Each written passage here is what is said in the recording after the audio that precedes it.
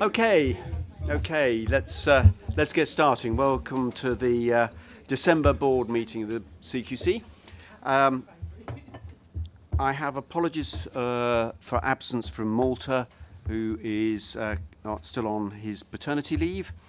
He'll be back for the next meeting, and from Mark Saxton, who's gone down with some sort of bug, and I agreed it would not be appropriate for him to come and give it to us this morning. So those are the two apologies. I want to welcome Holly Sutherland, who is the co-chair of our Race Equality Network and is participating in today's board meeting. And I also want to welcome Debbie Westhead, who is going to be the acting Chief Inspector of Adult Social Care after Andrea moves on. So those are the welcomes and apologies. I will welcome you in a few minutes, sitting at the end there for your item. But first, can we just deal with the routine business? Are there any declarations of interest anybody needs to make? Excellent. Minutes of our meeting the 21st of November 2018. Are they a true and accurate record, John? Thank you. Is there a true and accurate record, everybody? Perfect. Excellent. I think everything on the action log has been completed. Is there anything arising anybody wants to raise? Okay. So can I now welcome Kathy Kerr, who has done the external report for us, independent report, on our safeguarding alert incident. Kathy, you're very welcome. And Ursula Gallagher, who has been a fairly frequent visitor to our board, Ursula, who actually led the response to the incident for us. So, Kathy, can I hand over to you? Thank you very much, Chair. I was approached to undertake this independent review following the incident which came to light. It was actually an issue that originally arose in July 2017 but came to light as a significant incident in July this year, where a number of referrals that should have been made to local authorities, it was identified that through a system error on a number of instances those referrals had not been made. At that point, CQC instigated a number of internal actions to respond to that incident, but I was asked to provide an external view, an independent view, and my remit, well, there were three elements to my remit. First of all was to look at the internal response that had happened within CQC. That was the response that was led to look at practice, which was led under Ursula's leadership through the Safeguarding Committee. And second was to look at an internal audit that was undertaken to look particularly was focusing on some of the system issues that had contributed to this issue arising and to look at how systems could be improved. So my remit, first of all, was to look at those two internal reports and to provide some assurance for the board on the steps that had been taken internally to respond to and learn the lessons from this incident. I was also asked to look at the findings of the internal work and to look at the consequences of any impact for individuals, and these are people where there'd been a concern raised about their safety, whether there had been any impact from the delay of that referral to the local authority as a result of that delay. And third, I was asked to make comment on what learning there was for CQC in relation to how it works with external partners, and particularly how it's working with local authorities who have the lead role in relation to safeguarding investigations. So my report is in three sections covering each of those areas, and there are a set of recommendations in the report arising from those three areas. So if I briefly take each of them in turn, and I will take the internal work that was happened first. In fact, it's 3.2 in the report. So in terms of the internal learning and practice, I would just observe that there was a very thorough and very proactive response when this incident came to light in July 2018. The CQC's emergency gold silver command was instigated. There were a number of issues identified in relation to practice. So there are some recommendations in the report about looking across CQC at how it deals with safeguarding alerts when they are made. And there is a particular issue there about the escalation through CQC of a lot of concerns that actually perhaps could have been managed at an earlier point in their kind of coming to the door of CQC, meaning that actually a lot of inspector time is being spent on more minor matters rather than more complex safeguarding issues. So there is an issue about the volume of cases coming through, and there are some recommendations about considering how some of that might be triaged at an earlier point in those coming to CQC's notice. There is also, so that's a particular practice issue that this is identified in the report. The internal audit focused particularly on some of the system changes, and there are particular recommendations there about how CQC works, if I could use the term, as a whole system, so how the different bits of CQC work together when a change is being made. So one of the things that was apparent in this is there was a new IT system being implemented for good reason to try and streamline referrals, safeguarding referrals. But that was done in slight isolation from the business. So there wasn't a really strong join between the IT, the technical side, and the operational side of the business in implementing that change. So there is some learning there and some recommendation about how that is better joined in the future. So there are some particular kind of technical aspects to the recommendation. So that's the focus on the internal elements, if you like. I was also asked then, secondary was to look at the impact for individuals. There was a very detailed process of triage and re-triaging all the cases where there was a concern that there had been an impact from the delay. My report focuses in particular on 9 cases where there is still some uncertainty about whether there was any impact for individuals as a result of the delay in the referral being made. There's a recommendation about some action quickly with the local authorities involved to try and reach a determination on those. There were also a number, I think at the time of writing the report was 26, where CQC was still awaiting confirmation from the local authorities about the outcome of their investigation of the referral once it was made. So there is some follow-up needed to conclude those particular cases. And on the back of that, also some discussion to be had with the local authorities about what contact should be made, if any, with individuals and their families about the consequences of an impact of any delay. And finally, the third area I was asked to look at was this link with local authorities. There is an existing protocol between CQC and ADAS, the Directors of Adult Social Services organisation, which is about how CQC and local government work together in a broader sense, but that is entirely relevant for the work around safeguarding.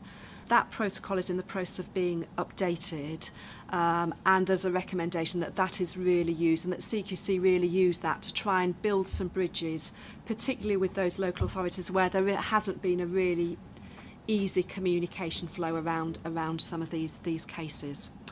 The final recommendation in relation to the work with local authorities, there is clear evidence of CQC as it's grown, as it's developed as an organisation, working much more closely in closer partnership with external partners.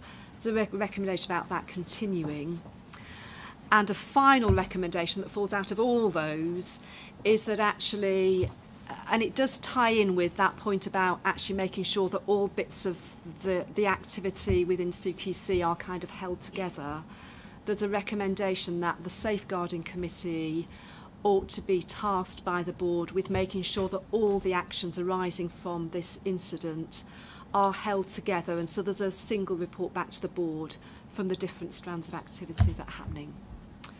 I hope that wasn't too long-winded, and very happy to take questions, Chair. Thank you. So thank you, Cathy. Thank you very much for this report. I mean, I thought it was incredibly thorough and very helpful in setting out the recommendations, which we will come back and confirm. But thank you so much for doing this for us. Any questions or comments? Yes, Holly. The recommendations are very procedural and system-based. However, there is an acknowledgement within the report that no contact was made with families or individuals affected. I just want to check how we are ensuring, or how we can ensure, that the human impact is considered at all stages and in a timely manner. So perhaps if I'd come back on that first of all, Holly, and then a CQC colleague might want to comment. I think it's a really important point that you make, and is actually one that I discussed with colleagues in the course of my investigation. And so I think I do refer to it explicitly in the report. I did raise, and in fact had a discussion with a couple of people around the board table here today, at what point and whether there should have been at an early stage a contact with the people directly affected or potentially directly infected, or relatives, carers. Our conclusion was that we ought to treat this in the same way as any other referral, and that we ought to, in discussion with the local authority, who would take the lead in a safeguarding investigation, would take a decision in discussion with them about what contact should or shouldn't be made.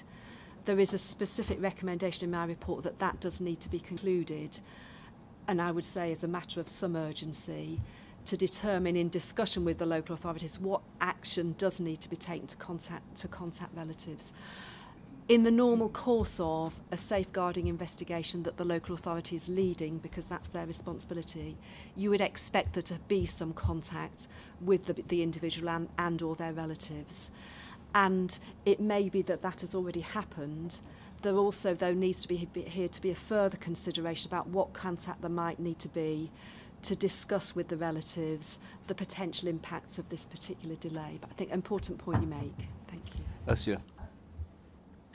I just wanted to add to that, when we began the process for managing the incident, I think the other thing that we were aware of was actually the impact on the staff that had been involved in not making those referrals, because actually for them,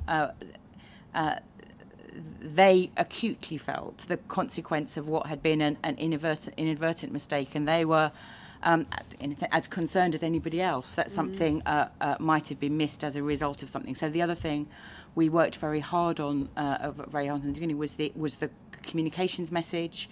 The owning this as a system error, we identified every single member of staff very quickly, and they were contacted by their inspection manager to be talked through the issue and provided with support. Because I think it's important not to forget that when something like this has happened, as we know, we have very conscientious and committed staff, so we needed to think about them too, and that's why we need to do everything we can to learn from this lesson, because there is an impact on our staff as well as on people who use services.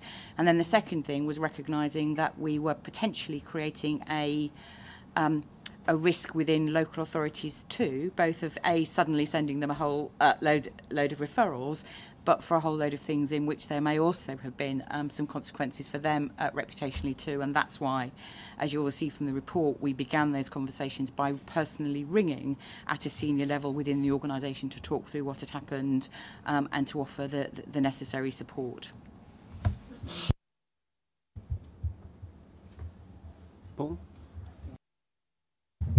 Thank you. Cathy, can I also add my thanks for the report? I think it's very, very helpful, and particularly the recommendations in it. And I think, as well as following up on the specific recommendations, many of which are procedural, which have come out of the work, I think there is something here about why the risk that was evident in the early stages when it was first identified didn't trigger some responses up the line, which actually would have meant that the organisation kicking into the way that it did react in 2018 didn't happen earlier on that.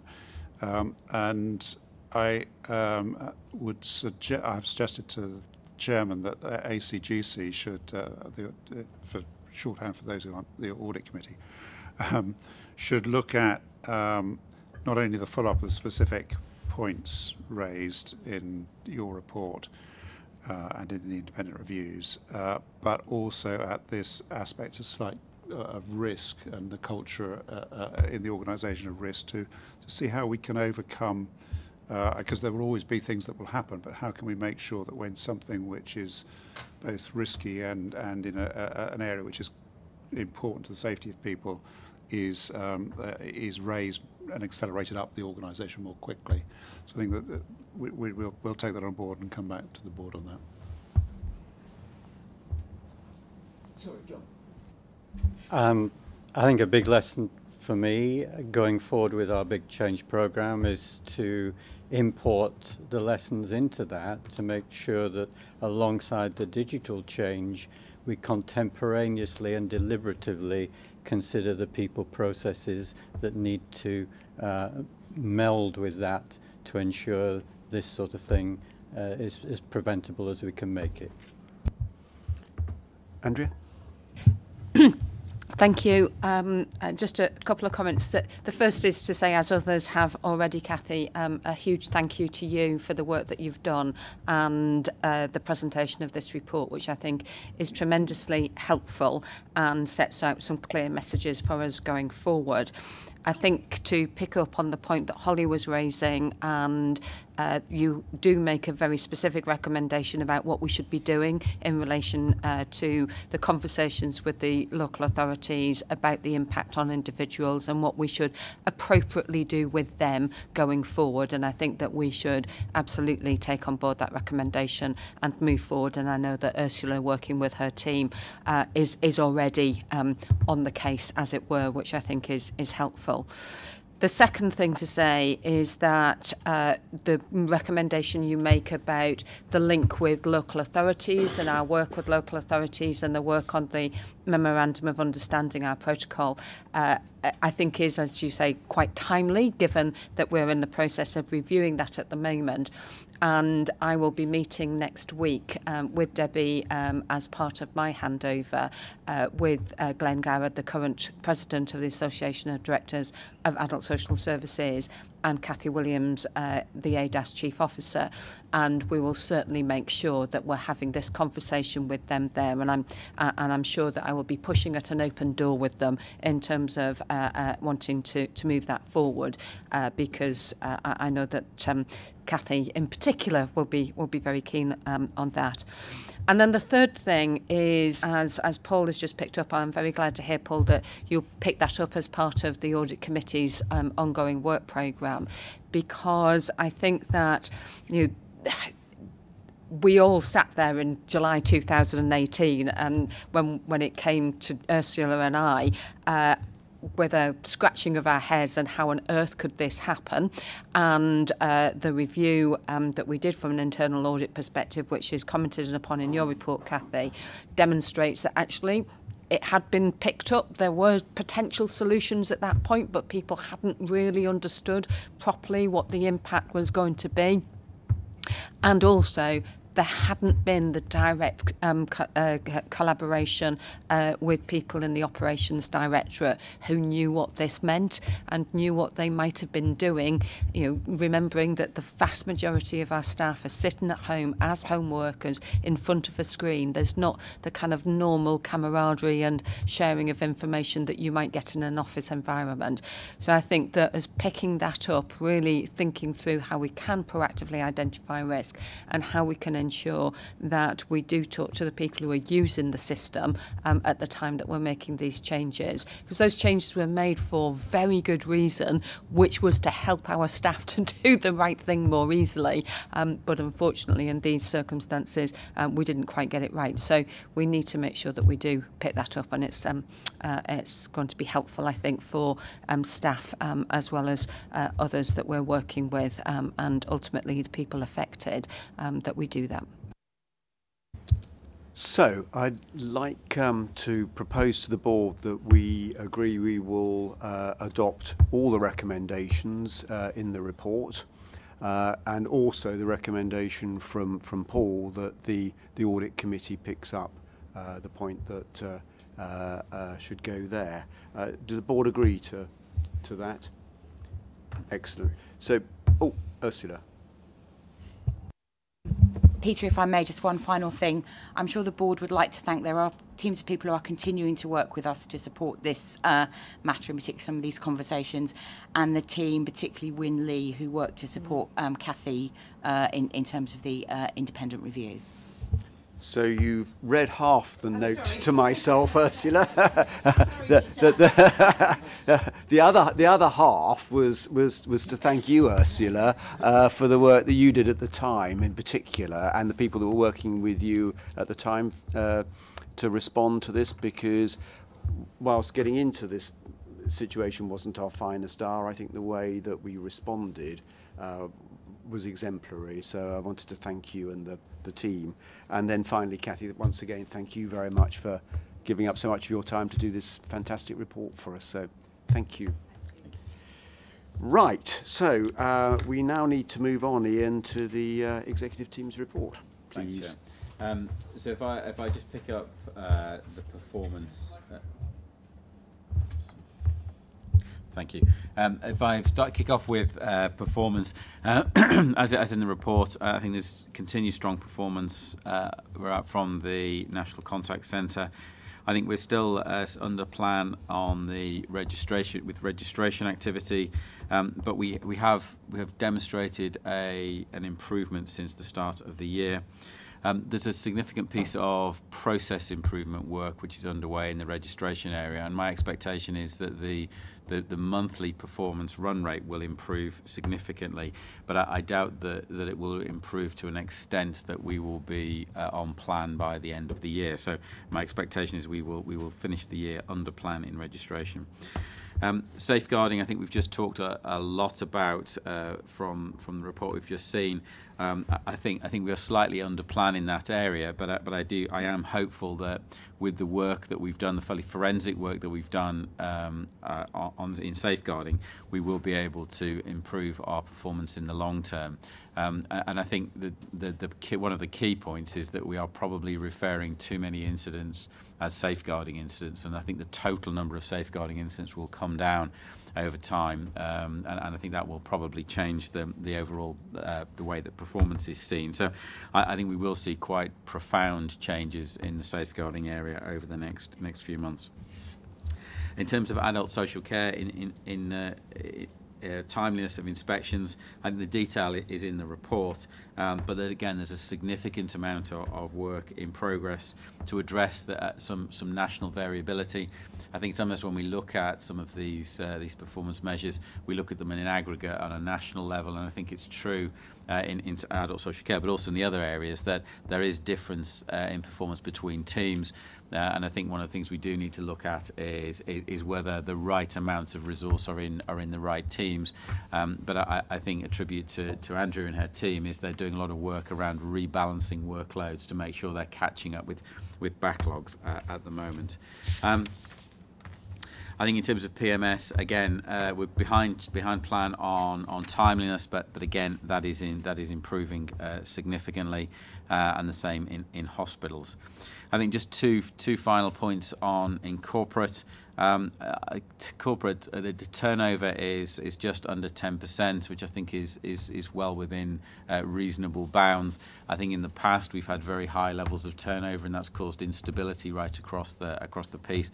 So I think that turnover suggests a greater stability in the organisation, which in turn will lead to greater consistency in terms of what we do. And of course, sickness absence is down to about 3.8%, which I think is pretty consistent. So again, I think that's a positive. So happy to answer any questions on that part before moving on, Chair. So I suppose I had a question, Ian, which was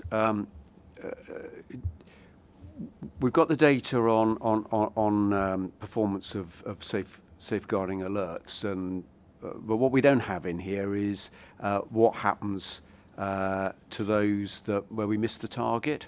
And I'd just like some reassurance, if not now, follow up that we are confident that those that are just behind the target are nevertheless, actioned quickly rather than lost or not actioned. I'm sure that's not the case, but to give you that reassurance, Peter, any of the alerts that are missed on the 5-day target are investigated by the team, and very often it's only by a matter of days. We don't see it kind of extending out for any length of time. And we have had a couple of issues that have been to do with the system, and a couple of issues that have been to do with cover for members of staff who are on annual leave, and that not being handled as well as we would expect. So in any of those instances, A, we make sure that it is getting picked up, and B, identifying what the reason was so that we can address that and sharing that learning throughout the team. thank you. Lewis. This is about the social care part of the performance report, if that's okay. Just after the last board, you may have seen there was a front page story in The Guardian about care homes rated inadequate by CQC. And the main thrust of the story was actually about the profits of some of the companies where there was a persistent rating of inadequate. But apart from that particular focus, it did raise the more general issue of what is happening about care homes where there has been an inadequate rating, and in particular what's happening where there are repeated inadequate ratings. And I suppose, because it was highlighting, it was getting at the fact that how do we know anything is changing? Is there really a drive to improve in the care home sector? And in the performance report this month, you can see why some of those figures are concerned, because there's 279 care homes currently, or adult social care services, I should say, rated inadequate. This year there have been 135 that have been rated inadequate, again, for a second time. The numbers in special measures are higher, they're 353, so we've got 279 inadequate, and even more in special measures, which makes you wonder what rating they've got and yet can actually be in special measures. And then there's the other thing that we record, which is long-term breach, and there are 242 of them. Now, just to say again that I think it'd be really useful if we could see how these bits of the system fit together, so that we can see where the enforcement action is taking place and how care homes are moving from one bit of the inadequacy system to another. But my question is a more general one, raised by that article, I suppose, and raised by these figures, which is, how do we know what's happening in the adult social care sector when we've concluded that inadequate is the current performance? Thank you very much, Lewis. And a number of things to say in response to that. One, the reason why there are more services that are in special measures than there are rated as inadequate is because if a service has been rated requires improvement but has had an inadequate rating in one of the 5 questions twice, so over a series, that also puts them into special measures. And the whole issue around special measures in adult social care is different to that when Ted and his colleagues put NHS trusts in special measures, whereupon NHS Improvement get involved and there's a lot of support that goes in there. In adult social care, it's effectively starting the clock ticking very, very loudly on the potential for those services to be closed down if improvements are not made. What we do see with those services is that over 80% of them do improve on the next inspection, and that may well be as a result of, if it's one of the larger corporates, them drafting in their quality assurance and support teams. In some areas, the local authorities do a lot of work to support services and to get them to improve. Sometimes it's a change of leadership that makes the difference, and that we can see that. Where we have said that they are inadequate more than once, that is when we start taking our enforcement action and signalling that we will be putting in what we call a notice of proposal to cancel their registration, which is a process that we have to go through. There's lots of, and it can take some time. I call it the slow boat to China route sometimes, in terms of the amount of time it can take, particularly if there is a challenge to it and we have to go through a first tier tribunal to do that. Very often when we do that, that poking with a very, very sharp stick will actually end up in the service improving or stopping to provide services altogether. And a number of services do withdraw themselves. And we've also seen other services where we've had a particular problem because of the nursing care that they've been providing, cancelling their own registration as nursing homes and just staying as a residential care home because they've not been able to recruit the nursing staff. And there are also a number which we will proactively, by the end of that process, cancel their registration if no improvement is achieved. It's not. We'd much rather that they improved, because these are people's homes, and if we close them and nobody else takes them on, then that means that people have to move. And that is obviously very distressing to them and their relatives and carers. But if we have to do that, that is absolutely what we will do. And I've asked the team to produce some figures around what's the timeline on some of the ones that we have been rating inadequate this year, what their previous history is, and one of the issues for us, I think, here is the number where they've had requires improvement a couple of times and then they've tipped over into inadequate. And we changed the assessment framework last year on requires improvement to say that if you are persistently requires improvement, we are not going to tolerate that. We will take further action, because essentially if you're only ever doing anything because we've told you to, actually that's probably a breach of Regulation 17, which is about good management and good governance of the service. So we're being more proactive about taking action in that respect as well. Briefly follow up on that. I must say that's a very helpful answer.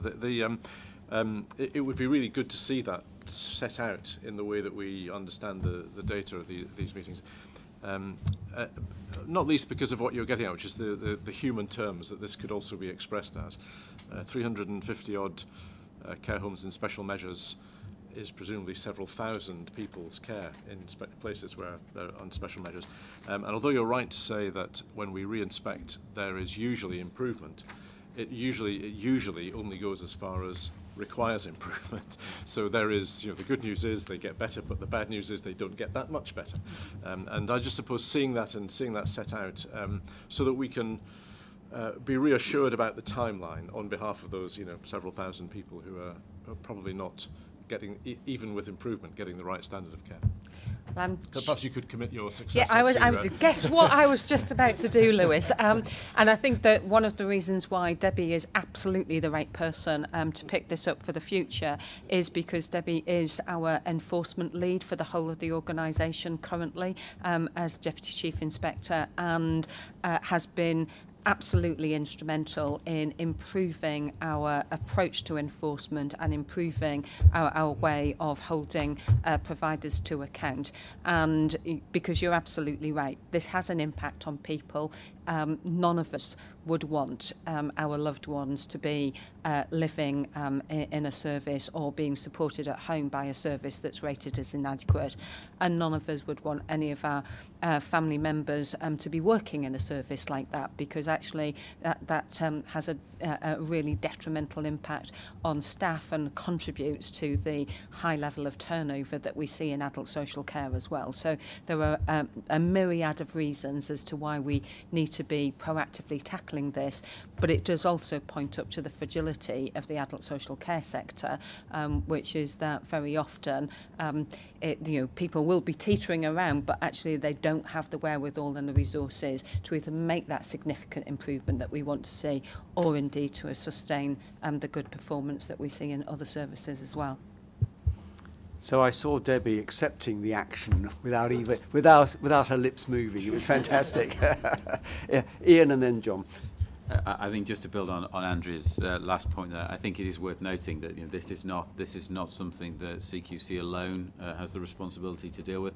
I mean, frankly, you wouldn't put your own relative, if you were a private payer, into an inadequate home. But local authorities are continuing to commission care from those institutions. So there is something here about the responsibility of commissioners to commission services of an adequate quality. Debbie, yeah, sorry, then John. Sorry about that. Just to add as well that the inspection reports do make it as clear as we possibly can the action that we are taking to keep people safe. So members of the public should be able to see that. I've just checked one that's online now, and it's absolutely clear that we have taken action, and we will continue to monitor as well. But Ian's absolutely right. The local authorities and CCGs also have a responsibility to make sure that the quality of care that they are commissioning is of that high quality and is keeping people safe. John, sorry. I was wondering if in Q1 next year we might consider resurrecting the review of what we measure and how we present it so that it's aligned with the transformation that we're wanting to bring about, but also makes it much more obvious and transparent when change takes place. Because at the minute it's somewhat impenetrable in terms of the graphs and the displays. I think from memory that was sort of what we implicitly agreed before, so let's make that explicit. Yep. Any other questions on the performance?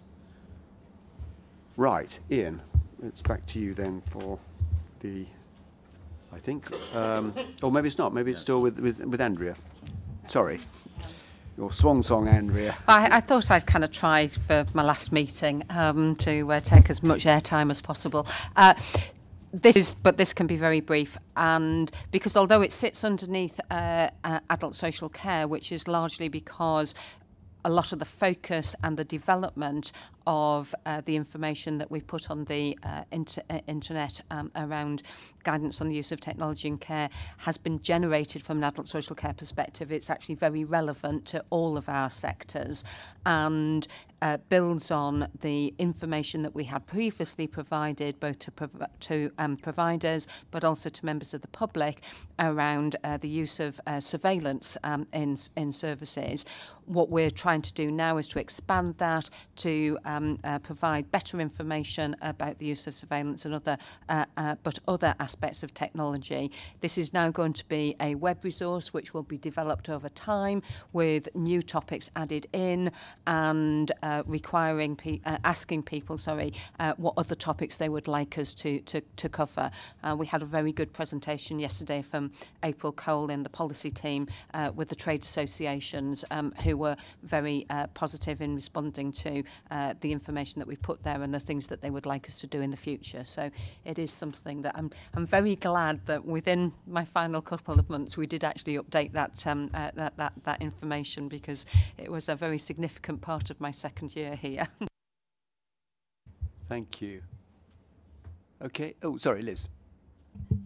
This looks really good. Thank you very much.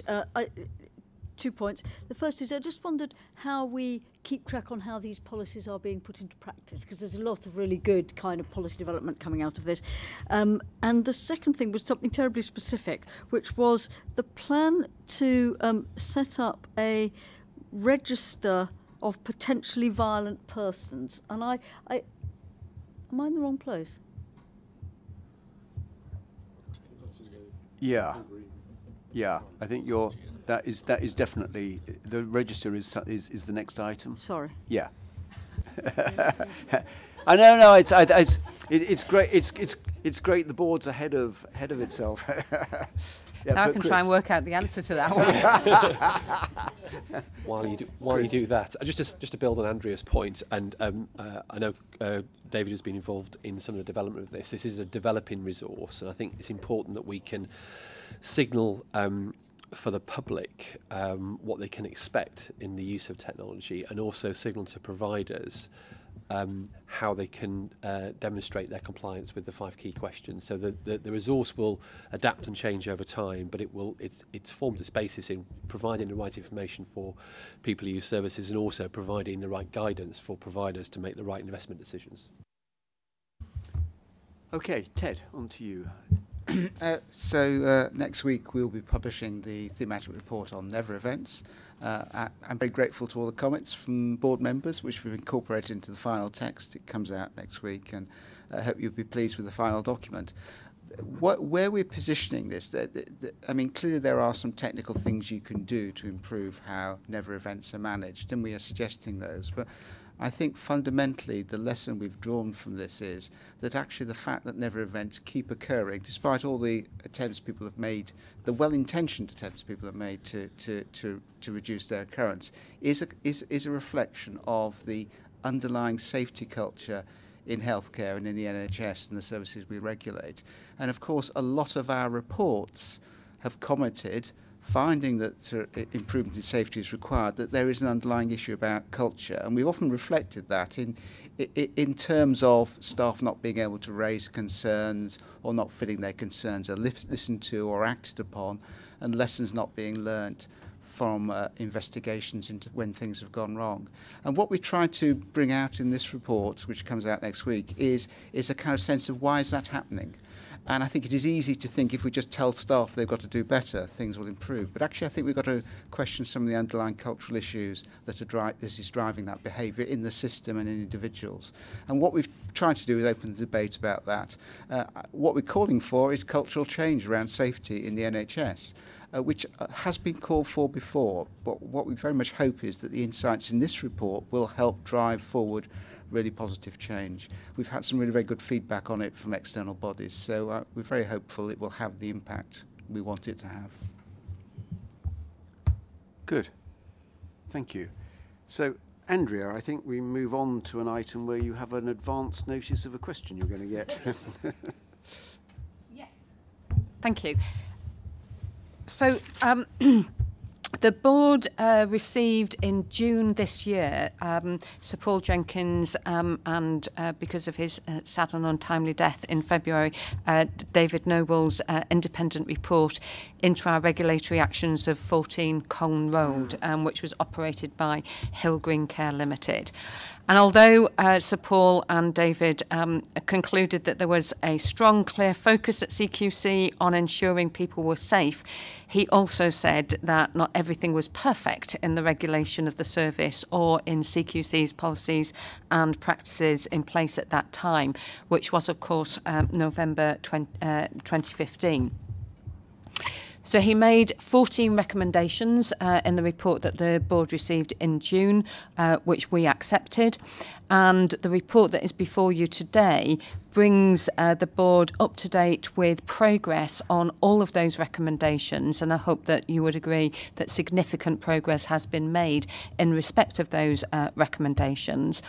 And also reminds the board that one of the issues that we were faced with when this came up last year was the fact that we hadn't at that stage taken Hill Green Care Limited to prosecution, which has also now been done, and the provider was found guilty on the 2 counts that were brought and was fined £300,000, and we were awarded full costs in the judgment that was made in November of this year.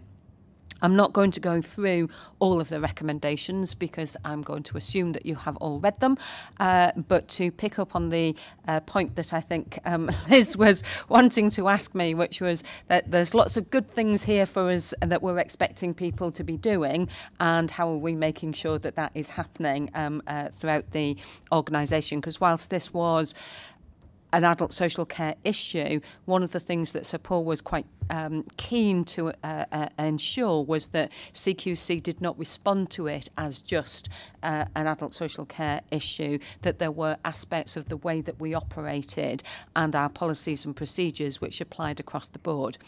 I think that there's 2 or 3 things that I'd say. The first is that we have used this case and situation as an opportunity to talk with our teams about some of the kind of key learning points that have come out, and that has been that has happened in various teams across the organisation, and that I think has helped, particularly, for example, in the reporting of incidents in reports. We've been much clearer about our expectations of that, and inspection managers who are doing the quality assurance and the peer review that happens on that, people are aware that that's what they need to be picking up on. So there's a day-to-day way of doing that. The second thing to say, and Debbie can give you more detail of this, we are introducing next year our professional skills regulatory training programme, and that will really strengthen the training support that inspectors across the organisation will get around both our civil and our criminal enforcement activity. And last but not least, we do also have quality assurance mechanisms whereby we will identify specific themes that we're wanting to look at, and Steve Holmes, who works in the adult social care world on this, there are others who sit in Steve and Ted's directorates, will look at those particular themes, look at the outputs and outcomes and inspections, and make sure that has been that if there's further learning to be done, that we're identifying it. And you didn't quite get to your second question, so I'll let you get in on that one. Thank you. Yes, there is reference to a register of potentially violent persons. And I wanted to know, firstly, what this is. Is it literally a register of people who might be violent? If so, if you are a person who's considered potentially violent, do you have a right to challenge that? Or what are the ethical implications? Or have I completely misunderstood it? I have to confess that I don't know the absolute detail of that. This is something that has been taken through from the health and safety at work side of things, and we have been looking also, we have had other incidents where members of our staff have, in fact, we had two members of staff who were physically attacked, and the person who, on an inspection, the person who did that was convicted. We've also had instances where we've had staff intimidated. We've had staff, Debbie and I have had staff in our northern team where their tyres were slashed when they were doing an inspection. And, so there are some incidences that we were wanting to address anyway, and that linked into the concern that we had about some of the way that this inspection had been undertaken as well. And this is something which will be sitting with the individual inspection teams to make sure that the risk is, people are made aware of the risk before they're going out to inspections, and so that if we need to send inspectors out 2 at a time, for example, or give them guidance and advice as to how to handle certain situations, they've had that in advance rather than them being faced with a problem when they come up to it. But I'm sure that we can probably get somebody who knows the detail of that better than I do to give you a fuller briefing, Liz. I'd be interested if that's okay. I mean, obviously the health and safety of staff is absolutely critically important. I just wanted to understand the sort of how that's being balanced with the ethical questions. Thanks. Yeah, well, so somebody will come back to you on that. Any other questions or comments? So are we then happy, board, to first of all note the recommendations that they're all being satisfactorily addressed, and then secondly, can we agree that the actions that are in progress have been properly monitored by the organisational leads as in the report? Good. Thank you, Andrea. So that then moves us on to the Market Oversight quarterly update, I think. But I'm, like you, looking for Stuart and... I'm sorry? Oh, right. We might... Okay. So in the absence of Stuart, we will take Sir Robert's very kind offer, and we'll do the Healthwatch update. Welcome, Imelda. I don't know Robert, if you want to. Well, start if I us could off. just introduce it, and we're actually on time now. I think that's the benefit of this. It's a well-chaired meeting, that's why. Just to say this, I've now been in post for just a little over 2 months, and the thing that strikes me is more and more is the importance of ensuring that the voice of people, service users, patients and so on, is at the table wherever decisions are being made about their service and their care. And Healthwatch is doing a magnificent job both in terms of supporting the network around the country, which does that job locally with the help of its band of very committed volunteers, but also on the national stage increasingly, and Imelda will no doubt tell you about her involvement with the 10-year plan, and ensuring that the plan is not being made in ignorance of what people actually think they need, and this is, we think, making a material difference to the plans that are being made. And I would like to see that expand in what we are able to do over a period of time, which is, needless to say, a challenge, bearing in mind the reduction in the resources that are given to local Healthwatch. And I just want to make sure that we would ask your support to keep this high up the agenda in terms of national thinking. Thank you. I'll hand over to Imelda to tell you what we've been doing. Thank you, Robert. I won't go over the report. I'll make an assumption that you've read it. It's quite short and snappy, so I'll just assume you've read it. There's a few things I will just highlight for you. We continue to do a lot of work around supporting the local networks to secure more funding locally, or at least reduce the impact of the cuts from local government funding to the network. And we estimated before our conference in October that our interventions have actually saved in the region of £500,000 that would have left the network had we not have done our interventions, and that takes the form of quite hands-on ringing up commissioners, dealing with councillors who are on health and wellbeing boards. So we are seeing it move in the right direction. However, the real strain for local Healthwatch and its funding is the funding base for local authorities. So although we're moving in the right direction, it's a very difficult climate out there. The second thing I just wanted to focus on was the work that Healthwatch England has been doing on the NHS long-term plan. We've been very active in two streams of work specifically. That's on engagement and clinical priorities, and we've also submitted a lot of evidence to many of the other work streams. And I've documented for you there the sorts of experiences that we have been able to submit. So it's over 80,000 people's experience of using health and social care has gone into supporting the work for many of the work streams on the 10-year plan.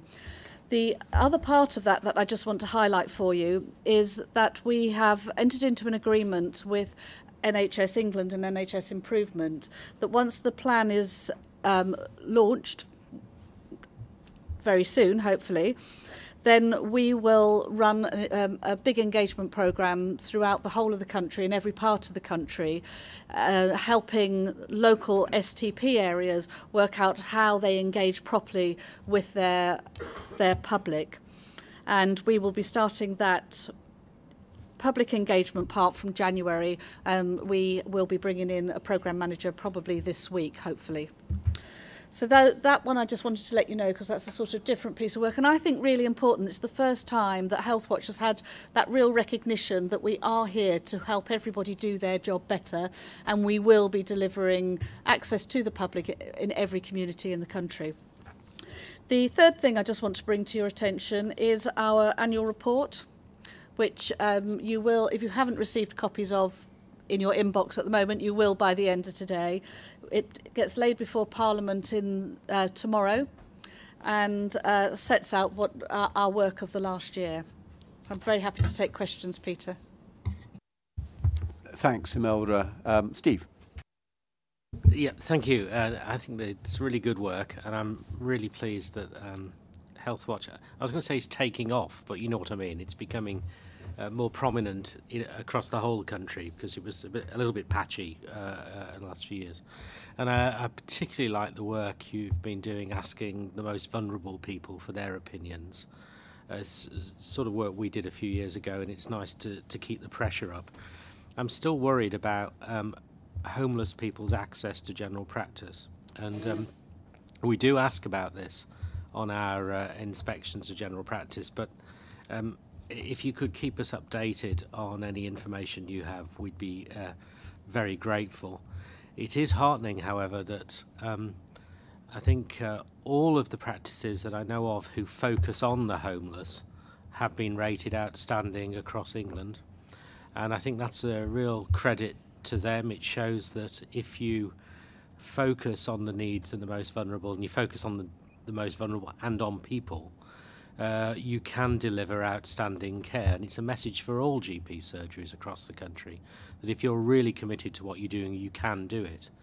And I've spoken about the Bevan practice in Bevan House in Bradford a number of times. They've recently taken over the York Street practice in Leeds. They are the best surgery I've been into in the 5 years I've been chief inspector, and they focus on the care of homeless people, sex workers and asylum seekers stroke refugees. And whenever I see anybody who's really interested in how you can do general practice, I suggest they go and visit them. And so I think the work you're doing, keeping the pressure on, is excellent. Thank you. Steve, just so you know, we're also talking to an alliance of organisations called the Health and Wellbeing Alliance, of which there are organisations that represent homeless people, sex workers, gypsies and travellers, and we're looking to see where we can add value across the country on the bits of work we're doing, because they can't cover the whole country. So I think we need to keep this a priority, absolutely. Chris? Just to add my thanks and support for the work we've done together over the last year, and I think particularly the work you've done to identify some of the themes in each of the sectors will be increasingly helpful to us as we think about our independent voice over the next year, and where we can speak together authoritatively about some of the issues and also some of the variations both within sectors and across local areas. So I think that's a continuing conversation that we'll have, but just to thank you and your team's support over the last 12 months. Nothing else? Imelda, thank you. My thanks. I look forward to receiving the annual report. Haven't actually seen it in my inbox, so that'll be this afternoon's read. Robert, thank you for what you've been doing. A note from me. Microphone. There's just a little note from me in it for you. How nice. But I don't know the technicalities, or whether the MPs have got absolutely nothing else to do at the moment are meant to get it first. I'm sure they should have it first. I'm sure that's the proper protocol. Right, so thank you, Imelda. Welcome, Stuart. You had Andrea worried earlier, but she thought she was on her own here. But anyway, let's go back then to the market oversight update. Andrea, do you want to say anything by way of introduction? No, just to introduce Stuart. Stuart Dean is our Director of Market Oversight, and what we wanted to do was to give you a bit more visibility around the work of the team and some of the issues that we have been coping with recently, and I will hand over to Stuart. Thanks, Andrea. So further to us issuing the first sort of corporate-wide Stage 6 notification, we thought it sort of appropriate to take the opportunity to provide an update on market oversight. So, by way of background, the purpose of market oversight in its sort of simplest form, if you like, is to minimise the avoidable uncertainty for vulnerable people owing to a disruption to continuity of care as a result of business failure. We do that by monitoring the finances of potentially difficult to replace providers. Difficult to replace can generally be large providers, those that are regionally concentrated, or those that provide specialist services. We discharge our sort of regulatory responsibilities by issuing what's referred to as a Stage 6 notification in the event that we satisfy ourselves of likely service cessation as a result of likely business failure. And the idea of that is to assist local authorities in their contingency planning arrangements. The design of the scheme assumes that the market can generally cope with business failure, so market oversight has no powers to actually prevent the financial failure of particular providers. And there's more detailed sort of guidance and information relating to the scheme participants that's published on CQC's website. So to put some sort of further colour around it, there are currently 58 providers in the scheme. That covers approximately 25% of the registered beds. We don't sort of possess accurate information for home care hours, but our working assumption is that it broadly equates to a similar percentage of the home care market. Since the scheme was launched in April 2015, we've seen a 28 percentage point deterioration in risk across the market oversight portfolio. That sort of number is derived by considering the highest two levels of risk in our operating model prior to us issuing a Stage 6 notification. In terms of notifications, we've issued two thus far. One was with regards to a single location and therefore one local authority, and the second that we issued last month was a corporate-wide notification where ultimately we issued Stage 6 notifications to 96 local authorities. I think I'd also take the opportunity to really emphasise that in addition to the issuance of Stage 6 notifications as and when the sort of circumstances warrant that, it's important to appreciate the unforeseen influence that market oversight has on operators in the scheme. And I think I would summarise that into three broad strands. The first is certainly improved financial discipline, particularly in the charitable and third sectors. The second is enhanced financial stability as a result of by engaging with providers to understand where the challenges are in their businesses, those providers then acting on that information, resolving uneconomic positions, and as a result making the residual business more financially robust. And the sort of third category that I sort of would refer to are cash injections as a direct result of our engagement with sort of owners, equity, etc. So within sort of the scheme, we operate a 6-stage operating model. Stage 1 is binary. If you meet the entry criteria, you are captured by the scheme, and Stage 6 is where we issue the notification to the local authorities. Stages 2 to 5 then indicate varying degrees of risk, and to put some colour around that, we operate our engagement on a risk-based approach. So for providers that are categorised as Stage 2, we may meet them at least annually. For those that are classified as Stage 5, we would typically be engaging beyond the executive management team, potentially with lenders, equity. We may be looking to use our specific market oversight powers, and we could be engaging with them at least quarterly, sometimes daily, depending on the nature of the challenge that we're trying to overcome.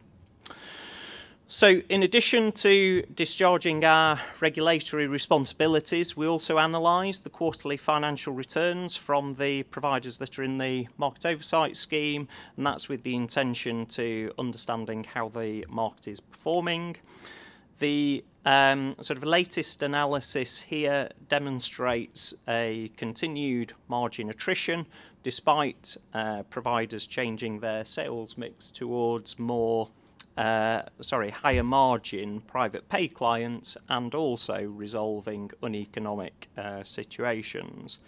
The situation remains worst for home care providers, where ARC all but failed earlier this year, and Allied Healthcare has effectively gone through 2 insolvency processes. And that sort of business failure is something that is new this year, so in 2018. I would also suggest that the continued outflow of bed capacity, despite a rise in the number of sort of elderly people in the population, demonstrates problems continue to exist in the care home market as well. At this point in time, I think it's difficult to see the existing market fragility improving in the short term as occupancy remains under pressure. There's evidence to suggest that commissioning volumes seem to be stalling, and there is no abatement to the increase in staff costs, particularly agency costs. Okay. Any questions? Stuart, it's a fantastically good report, given that an awful lot of what you actually do has to be confidential for obvious commercial reasons. I think you've given us a fabulous flavour of what's going on. I know because I'm behind your corporate, not the corporate veil, your confidentiality veil, just how much work you and the team are doing every day. It's really, really valued and appreciated. So, thank you. Are there any questions for Stuart? Yeah, Paul. I think just to link the very last statement, which is there's little evidence suggests that market fragility will reduce, with the discussion we were having early on about enforcement, that the point of enforcement, it seems to me, is to enforce the fact that we, CQC, are saying services are not good enough. But that only is really helpful if they're replaceable. And a fragile market makes that very difficult. Not impossible, but makes it very difficult. So actually, the fragility of the market does have an impact upon our capacity to carry out our daily task. So the market oversight gives us information, which actually then demonstrates why some of the things we would be doing if the market wasn't fragile, we'd be more active at suggesting other people coming into that market. So other people coming into a fragile market is unlikely to happen. And I think that has an impact upon what we do, as well as an impact on the lives of thousands of people. And I think, in fairness, the sort of reality as to what's happening in the market, certainly in particular regions, is that the providers are moving from a situation whereby they've been price takers in the sort of medium past to positions of being sort of price makers.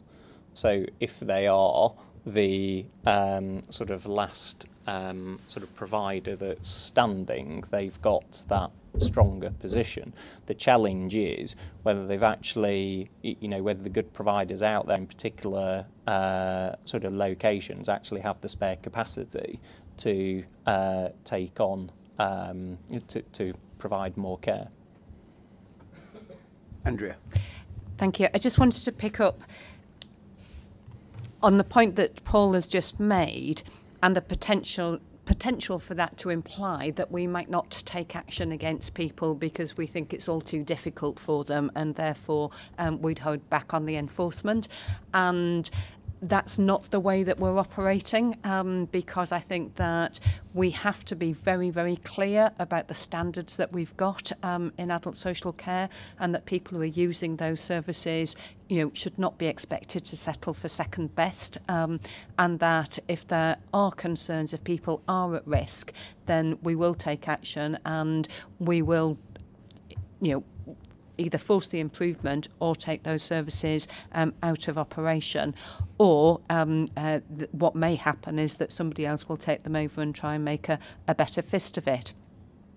The second point builds on the comment that we were making earlier and that Ian made earlier about the role of commissioners in all of this, because there is something about the responsibility of local authorities to shape the local market and to do that in a way that actually does enable good quality adult social care to be available, and for that to be available in the different ways that people want it.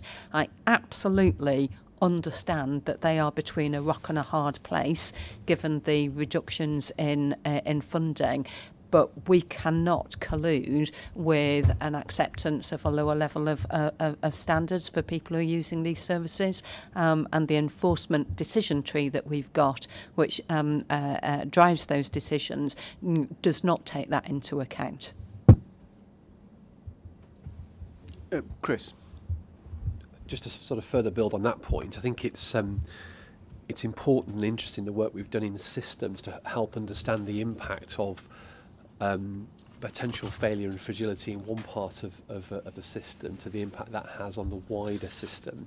And I think that our reports that are due to come out on a sort of second round of this work, I think will give further weight to that point, and it's something we'll pick up again in state of care, understanding that not the impact of a service failure in one part of a local area will have knock-on impacts into others is something that we should be mindful of as we do our work for state of care for next year, but also in our work in the system reviews. I think it's an important point to using that information not just to help manage the market, but also to see the effects of it.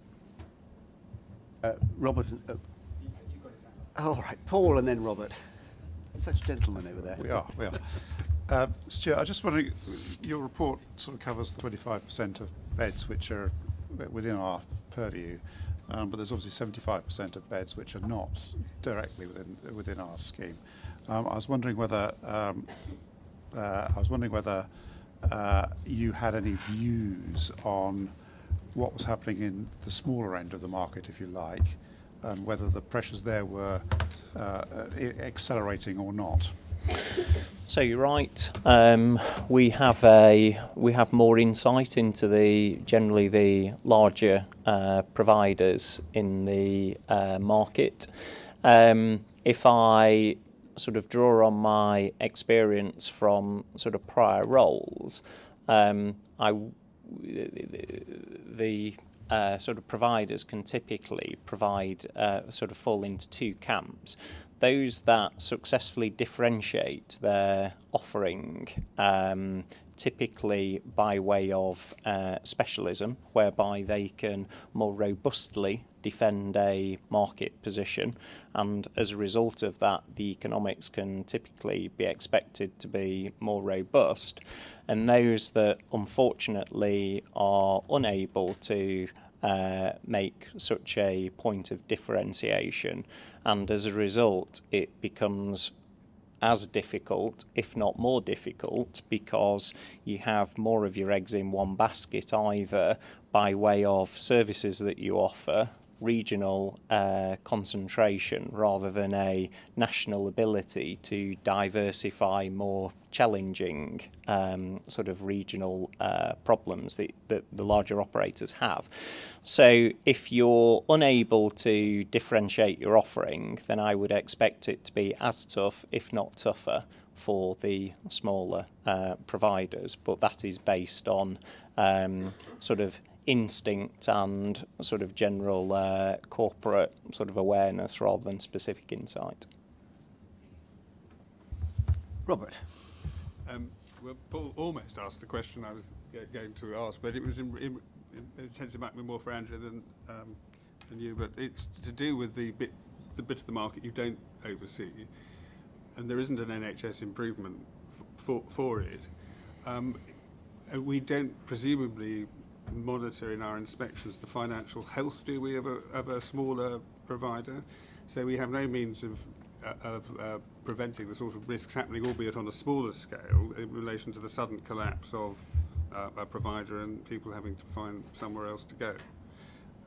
And which leads to the question, which is a collective, which is in relation to either the smaller provider or indeed those that we have market oversight for, whether there is anything that we can or we ought to do in relation to making more transparent for the users of services, not the local authorities, the users of service, the financial health or otherwise of those providers, because people still have choices of where to get their help from.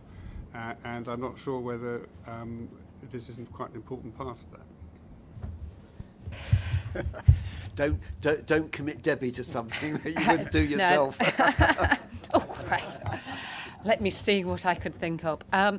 So a couple of things. One is we even in the work that we're doing and that Stuart and the team do, we're not here to prevent anything. We can't prevent what's happening. I think that Stuart is quite right to identify the influence that he and the team have had in terms of strengthening some of the approaches that individual providers have had. But we don't have any powers of intervention at a national level, and we absolutely don't at a local level.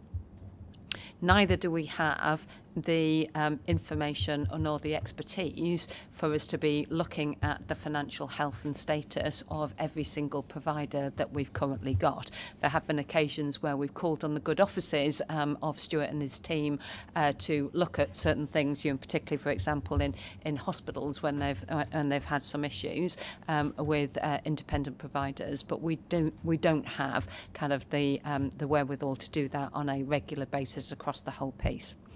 The third thing to say is that the Competition and Markets Authority are actually quite interested in some aspects of this, particularly in how this visits itself upon the way that care homes and providers set up their contracts and the way that they charge individuals. And the CMA issued guidance, I think only last week, to people about how they should be transparent in the contracts that they are setting and what they're expecting from people. So there's a push for transparency from that point of view.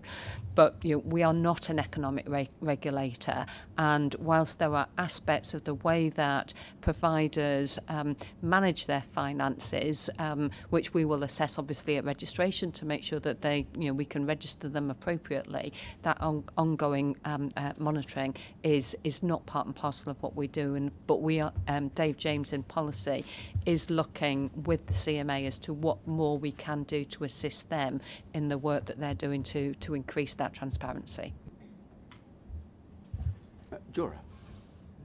Just a general question. I mean, I guess there's organisations who have got to stages 5 and 6 and have managed to turn themselves around.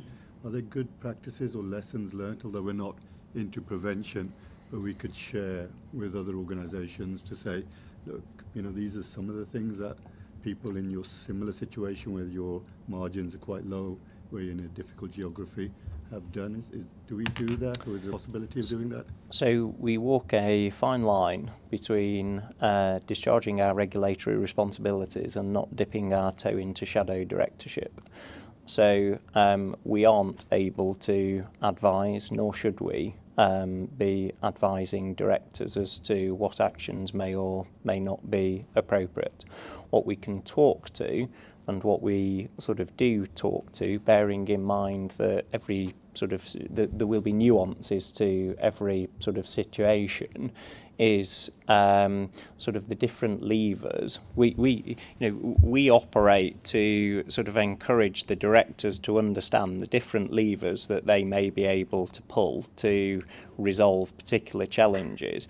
We will then sort of have a discussion with them as to the plausibility of pulling a particular lever and having it having the expected outcome. So, that to answer your question, the challenges there are one of shadow directorship, nuance of situation, but we will try to be as sort of helpful as we can, but equally there needs to be an appreciation that the vast majority of operators that are in the market oversight scheme are in because of size. As a result of that, they are generally quite sophisticated management teams who are drawing on sort of independent expertise from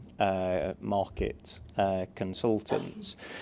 To try and, I guess, provide some further colour around the impact of sort of market oversight, if I consider a static population of names, then I can certainly point to a trend of sort of evidence whereby those that have been in the scheme longest have moved down the operating model. There are a cohort of names which aren't going to move because the problems would require a different capital structure. The challenge that we're facing in terms of the overall risk deterioration in the portfolio is one of how the market is operating. And what we've been seeing is, as the larger operators have resolved some of their uneconomic situations, they have been picked up by medium-sized organisations that were outside of the entry criteria for the scheme.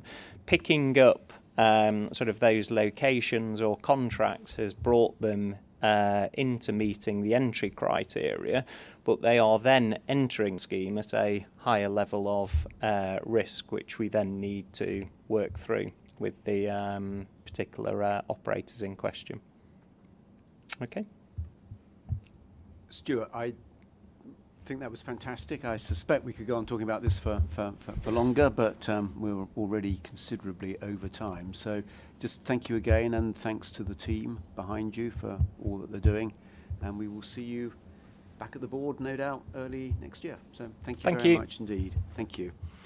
Right, so a little behind schedule, but that was really important. Let's move on to the diversity and inclusion update, and Holly's anxiously looking around for her friends to join her. Hi, welcome everybody.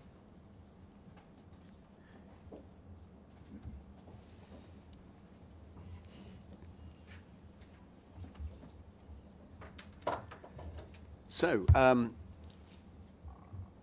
I'm not sure exactly who is going to lead off on this, but oh, you are perfect. Well, welcome, and why don't you do the introductions to who's here and take us through the update, please? Thank you. Thank you. So I'm Helen McNamara, head of organisational development, and Farah and Kieran are with me. They'll introduce themselves. We've all got a small little something to say about this this agenda. From my perspective, thank you for putting it on the agenda today. This is an update really on our Roger Klein report. The Roger Klein report was something we commissioned at the back end of 2017 as a consequence of the workforce race equality standard, which demonstrated that we had a inequality of recruitment outcome for black and ethnic minority staff. And it then really highlighted that there were some inequalities of recruitment outcomes across all of our demographics, actually. So we asked Roger to come in and do an independent piece of analysis for us. And we've been working really with Roger since February this year. And I just wanted to explain that this is a continual conversation about the work that we need to do around inclusion. And from the moment that Roger started working with us, we've taken on board all of the recommendations that he has set out before him. He gave myself and Ruth Bailey some verbal recommendations in April. He then did a series of focus groups from April to July across the organisation, of which some of you, including Liz, were able to attend, to really test out whether his hypotheses was right. And then he wrote a draft and then a final set of recommendations for us. And that really kind of sets then in motion and train a series of actions which we in the people team have been working with partners across the organisation, including Farah, to put into practice and to put into place. And that will set the kind of direction of travel really through 2019 and beyond. And it's something that obviously started as a reaction to an issue within our BME community, but it is something now that is much more broader than that. It's about setting out our strategy for inclusion.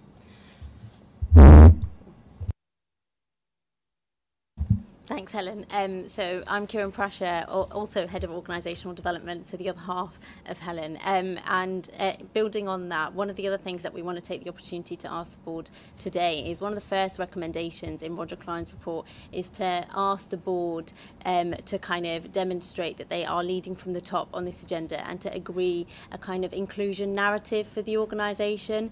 And I think we've already started to develop that through the inclusion workshops that the board have had over this year, and Charlotte Sweeney kind of facilitated those conversations, and I think we came to quite a shared vision as to what the vision for inclusion is, and so we're asking the board to kind of formally sign off to that today, that and the kind of the board commitments, really showing the kind of leadership from the top and role modelling how we create an inclusive culture. And we've already started to kind of demonstrate some of those commitments by inviting the Equality Network's representative. We've got Holly here today at every board meeting, and so we just want to formalise some of that and take the opportunity today as a bit of a milestone to say we've got this vision for inclusion that we can start to then talk to the entire organisation about and demonstrate the board's kind of commitment. So we're asking you to sign off on that as well today. And I'll just hand over. Hi there, my name is Farah Islam Barrett. I am co-chair of REN with Holly and I work in the mental health policy team. First of all, I'd just like to say thank you again to Ian and to the board for your leadership and commitment on this issue. It's been crucial in terms of driving this work forward. And Ian gave us a direct challenge, the Equality Networks and the teams working on this in terms of stepping up, being visible and taking on the recommendations. And we've been doing that work together collaboratively in terms of working across the CQC, and it's been really powerful in terms of getting things done and moving things forward. It's been a real collaborative approach, and I think that's been really something that's helped us to move the message across the whole of the organisation. And I'd really like to thank our Race Equality Network members and leads. They supported Roger in the research that he did for this report. There's a lot to do, and we're looking forward to working on this over the coming year. We also look forward to working with intelligence and engagement in terms of building the evidence around this and the communication plan, and we're hoping that we're working towards a really dynamic inclusion strategy, a corporate inclusion strategy that helps and benefits all of our staff, regardless of their background, and also supports learning across the health and social care landscape in terms of our role and responsibility at CQC. So I think, Holly, on your sorry, Holly, I'm getting mad. Helen, I think on the first point about the Roger Klein report, I mean, we'll ask the board in a second just to formally approve that we publish that report. I think, Kieran, on your challenge, I'd like to think that we were ahead of you on the challenge. The things that we've actually already done, I hope demonstrate the board's commitment, but that doesn't mean we won't accept your challenge to carry on doing so. And Farah, thanks for the nice things that you said, and thanks for your response to Ian's challenge. Back to you, if I can put it that way. Holly, did you want to say anything? Or? Yes, please. Just to say that it's been, for Farah and I both, a massive learning curve.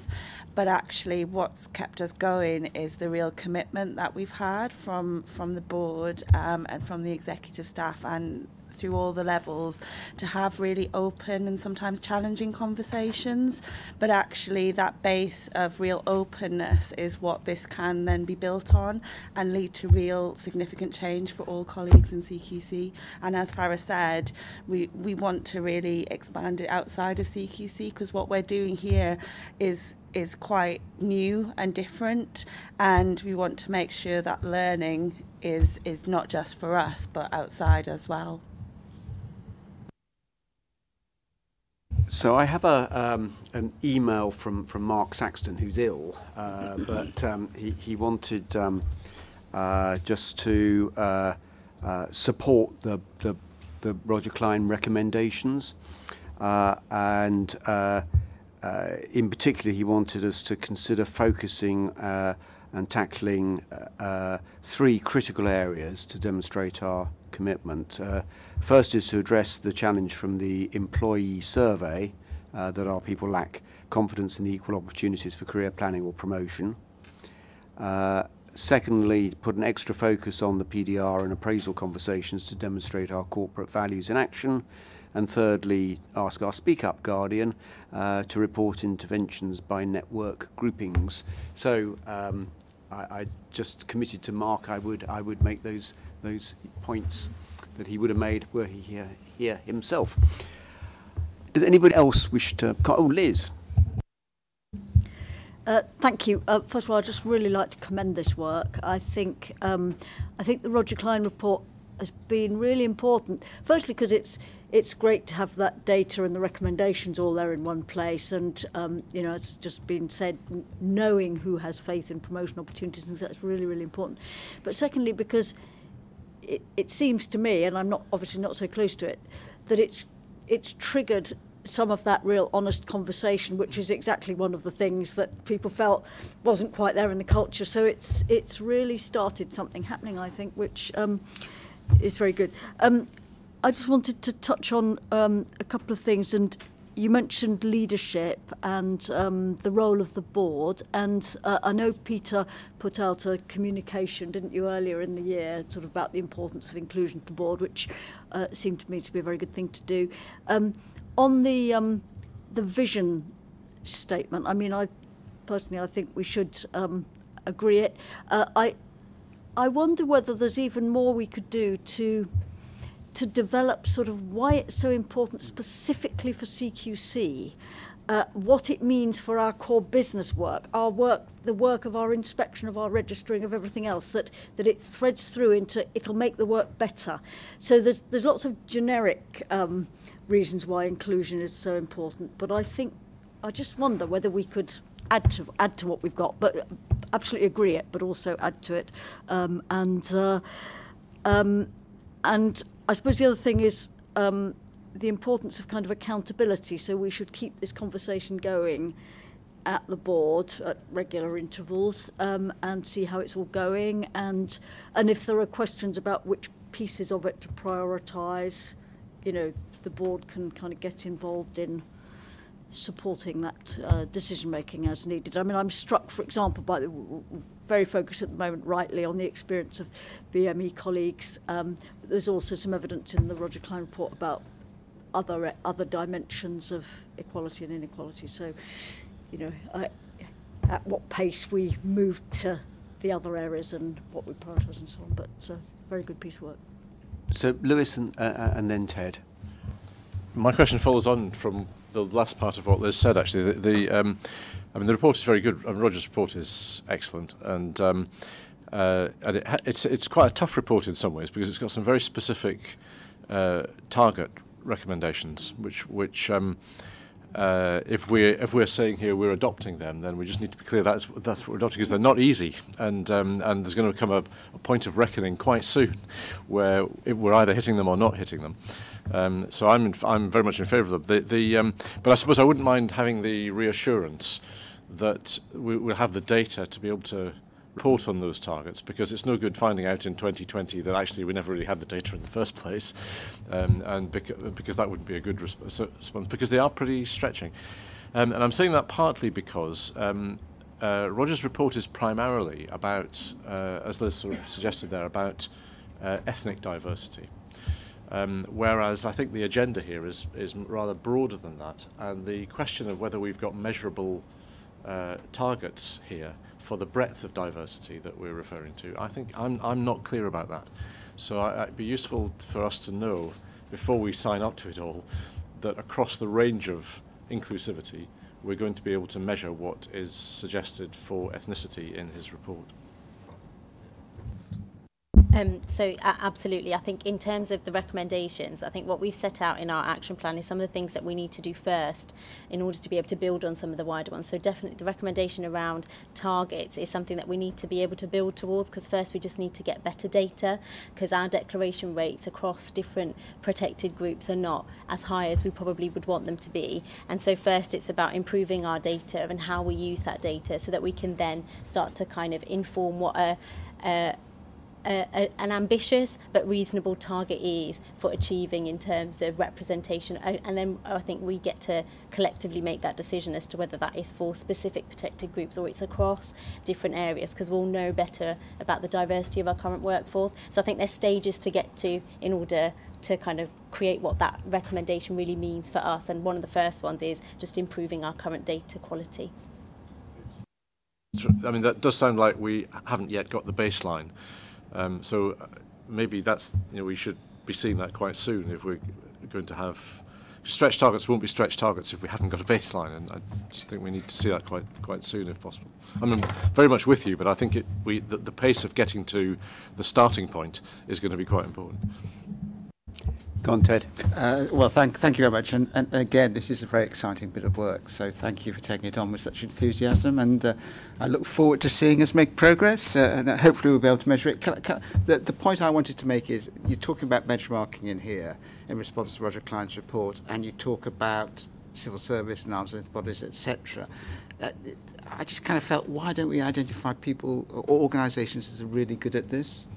And go and, whoever they may be, and just go and learn from them. Because, I mean, I get so much inspiration from going into healthcare organisations that are really good. And, you can learn so much just from the culture and the attitudes and the approaches they take. And just to kind of get that stretch into our targets, let's go and find someone who's doing it really well and learn from them.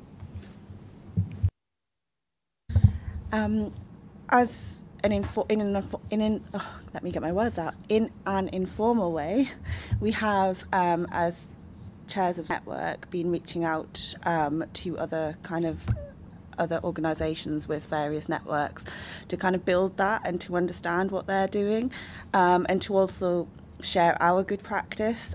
We had Georgina from the organisational development team and I had a meeting with NICE to have a conversation about what they're doing, where they could learn from us, what we could learn from them. And I think it would be good to formalise those links, because we need to share, but we also need to take back in as well. So, Andrew, I know you want to come in, but Kirsty, did you want to just follow up on that point, or yours a separate point? So Andrew, and then we'll come to you, Kirsty. Thank you. I'll be quick. So thank you very much. Brilliant to see this, and some of the measures that we've already put in place, I think, have been good. So having somebody from the Equality Network at the board, I think, has been good, and it's been lovely to have Holly today, David previously, and Farah first time round. So that's good. And also, I've recently been involved in interview panels where we've had an independent panel member as well, and that was very, very helpful. So I think that those initiatives which we're already putting in place are good. Completely with you, Ted, on learning from other organisations, and I think that you're probably one of the people that can help us with that, because of the work that individual organisations have done with RES, the Workforce Race Equality Standards, and there are some organisations that have kind of made considerable progress on that in the health service, and that I think would be helpful. And I'm sort of picking up a little bit on what Lewis said as well, which is that understanding where we are as a baseline and moving forward is really important. And the particular one that I wanted to pick up on was for us to think back to Roger Klein's seminal work, which was about the snowy white peaks of the NHS. And frankly, in CQC, they extend down to base camp. It's not just the peaks. We do have an issue that we've got to address there. And the goal that has been suggested for us is that the same proportion of BME staff at executive grades as at bands A and B, and that should be a stretch timetable over the next 5 years. So I do think that really understanding what that is, because actually there is, there will be a difference between the executive grades and A and B as it stands at the moment, but it'd be really important to understand what that is, but also not to think that we're going to leave it for 5 years. What's the way that we might get to that, and what are the things that we need to do to help us to get to that? I mean, I think that's I think you're right, there are some tough recommendations in here that I think it's entirely right and proper that we take on, but we do need to understand how we're going to do them. Go on, Kirsty. Sorry, yes, I'll be brief. So I just want to say I've been working with these guys and they are really passionate and enthusiastic for what they do. So just want to recognise that formally. But I also think in terms of our setting those measures and targets, I think we should be doing that. I think it's quite hard to, if we haven't got a proper benchmark. But what I'd really like to see is us setting a KPI for this, for the organisation, that we put in our performance report and we come back to regularly, because there's sort of that old adage of what gets monitored gets managed. And I really do think if we really are really clear about this and really set that out and put it as front and centre of some of the things we look at, we will start to really make progress on it. So I'm going to move us on, because the next item is the Speak Up Guardian, and if we don't move on, she won't get a chance to speak at all, never mind speak up. So we do need to bring this to an end. Sorry, because I think there's a good discussion taking place. But can I just ask the board formally to agree that we publish the Roger Klein report? Agreed. That we endorse the actions that the group are taking, and thirdly, that we agree the vision for the inclusion narrative and the board commitments, which, as Andrew just said, we will take on, but we shouldn't do so lightly, because they are good things but demanding. Are we happy with all of that? Could I just say about the vision? Yes. It's that, of course, I agree we should approve it, but can we just review it at some point to ask ourselves whether it's ambitious enough? Yes. Yeah. Somebody said earlier, we should invite these people back. I don't think we'll have to invite. I think they're going to invite themselves on a very regular basis. I hope so. It's a very good discussion. So thank you all very much indeed. But time is the enemy today, I'm afraid. So Mary, and I think you've got Philip, Sandra, and Stella with you.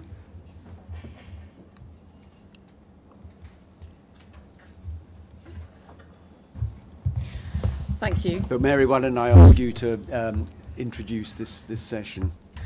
Thank you. So as we're short of time, I won't dwell on the paper and move very, very rapidly to Sandra, Stella and Philip, who've come to share a number of things with you. They're going to tell you why they've become involved as Speak Up ambassadors. They're going to tell you what they're doing differently as a result of that involvement. And I've also given them carte blanche to tell you what they'd like to tell you. So there's a bit in the middle I'm not sure about myself. But just very rapidly, you can see from the paper that the housekeeping development continues. The new policy is in place. Very excitingly, we've got sign-off to merge our Dignity at Work advisors and ambassadors, and work on that has started. We have celebrated Speak Up Month with events and with messages, and very importantly for us, made a clear link with Black History Month, working with members from the Race Equality Network, who are themselves members of our Speak Up group, and very important in that too. We are starting to absorb the messages from the staff survey. The headline figure with which we are holding ourselves to account on our effectiveness is unchanged. 42% last year, 42% this year, feel that CQC is a safe place in which to raise a concern. Clearly that's not good enough. There is huge variation within and amongst teams, and we're doing some work to explore that further and to understand the reasons. Very mindful that in the bullying and harassment figures, email is by far the top score of the method for bullying. So I think there's really something in that for us to get our teeth into to explore. I think that's probably enough from me at this stage. I'm going to hand over to Sandra. Hi, I'm Sandra Miller from Internal Engagement, Strategic Change and Engagement Lead. So, I mean, to start with, I think if I tell you a bit about why I decided to get involved in the Speak Up family, I suppose. I suppose the three main things really that inspired me and motivated me. I think first of all, I've been in the organisation for a very long time, both within CQC and its predecessors, and I think it's fair to say that because I've been around for some time, I have a number of friends, colleagues and networks into various groups across the organisation. And so I felt as though I believe I have a fairly good sense of what's working well, what's working less well, based on people's lived experience within CQC. So that gives me quite a good insight. I think as a black woman within CQC, but also outside of CQC, I have a particular, see things through a particular lens of being a black woman. And so my lived experience has taught me that there are occasions where I've needed to speak up in the past. And sometimes I have, and other times I haven't actually. I haven't been bold enough. And so I think that gives me a good sense of some of the conditions that make it easier for people to speak up, for colleagues to speak up, and some of the conditions which hinder people finding their voice within the organisation. And I think the third and final thing for me is that by profession I'm a social worker and a psychotherapist, so I'm really interested and passionate about people and people's well-being. And so I felt I might have some basic skills to actually support colleagues to speak up. So, you know, based on my sort of lived experience, professional background, and my knowledge and awareness of what is actually happening across the organisation, made me very interested and passionate to take on this role.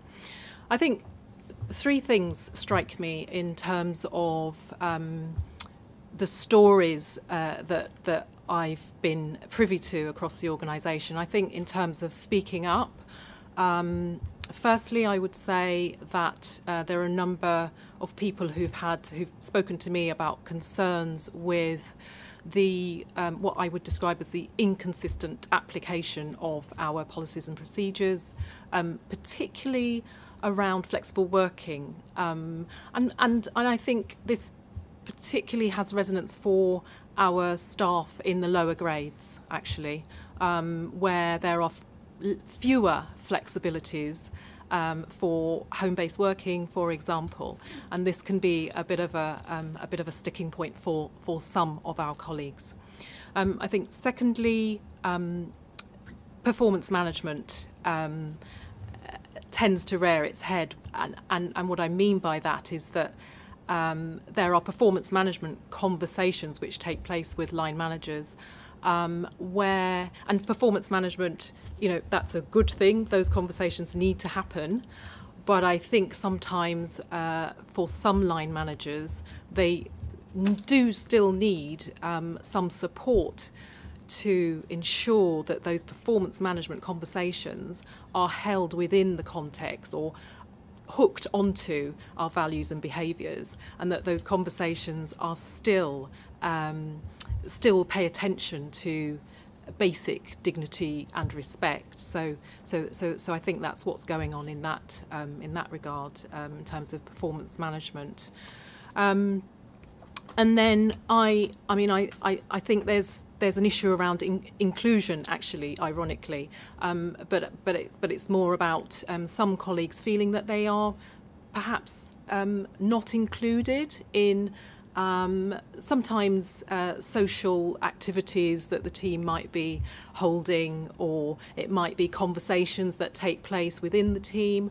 And actually recently I was at the Disability Equality Network, and there was a good healthy conversation there about the extent to which some colleagues believe they are involved in decisions which impact them in the organisation. So that kind of feeds into that conversation we're having currently about organisational change, but it's not always exclusive to change. It can be viewed much more broadly, that some colleagues don't feel sufficiently engaged and involved in those decisions that impact them. I mean, I'm in the internal engagement team, new to that team, but I've been supporting some of the work with Mary to put together the comms and engagement infrastructure around Speak Up, to ensure that our colleagues know who, where and how to raise concerns if they need to. So that's practically what I've been doing in my day job. And I think finally, I suppose one of my challenges for from the board to our most junior colleagues, really, I spend a bit of time, probably every week, some would say too much time, but just a very simple hello, how are you, what is it you do in CQC, could actually go quite a long way. So if we just committed to just once a week engaging, speaking with, smiling at, saying hello, what's your name, what do you do at CQC, to one individual that we don't know, or with that we maybe feel a little bit uncomfortable with because we've not had much to do with them, actually that would go quite a long way. Although I recognise that's not going to solve the entire challenge. The conversation we've just been having about Roger's report speaks to me about the culture of this organisation, and there's clearly work to do, and I think Speak Up also requires a cultural change, and that's bigger than saying hello. But how do you create a new culture? You start to behave differently, step by step.